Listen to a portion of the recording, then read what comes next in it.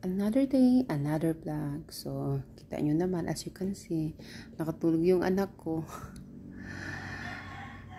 At, habang hindi niya nililigpit yung kanyang mga kalat, and then nandito yung anak ko na isa naman ay nanonood ng kanyang favorite show.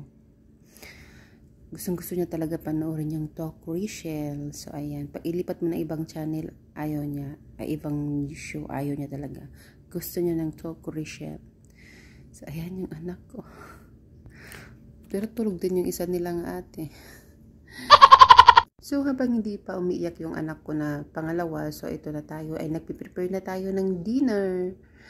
Guluto na ako ng dinner namin. So pinakain ko na yung kawali. Tapos, after niya, nalagyan ko na yan siya ng mantika, ng cooking oil. Kasi magpiprito nga tayo ng manok. So, ayan, maglagay na tayo ng cooking oil. So, kasi nga, magpiprito tayo ng manok fried chicken, yung ulam natin ngayong araw na ito. At yung mushroom, partner natin sa fried chicken. So, ayan, bilis-bilisan ko na para makapag-start na ako magprito. So, ayan na yung part ng yung gusto ko lang talaga sa chicken ay yung legs at saka yung wings.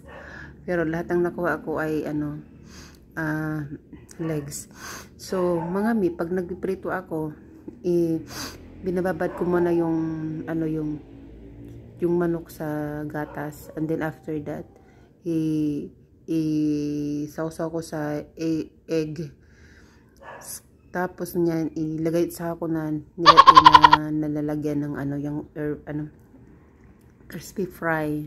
Tsaka nilagyan ko ng harina, cornstarch. So, yun. Tapos, so, ayun na nga, continue tayo sa ating ginagawa habang hindi pa umiiyak yung ating anak. Kasi pag umiiyak yun, ay nako, wala, hindi natin matapos yung gawain natin at siya gusto nung karga or dyan sa So, ayan, malapit na tayong matapos. So, naglilinis na tayo dyan ng konti para hindi na maraming hugasan mamaya. So, ayan yung ginawa ko talaga, ganyan kaya nagpiprito. So, ayan, natapos na rin tayong magprito at kakain na. Ayan yung naprito ko. Yan, gumawa na rin ako ng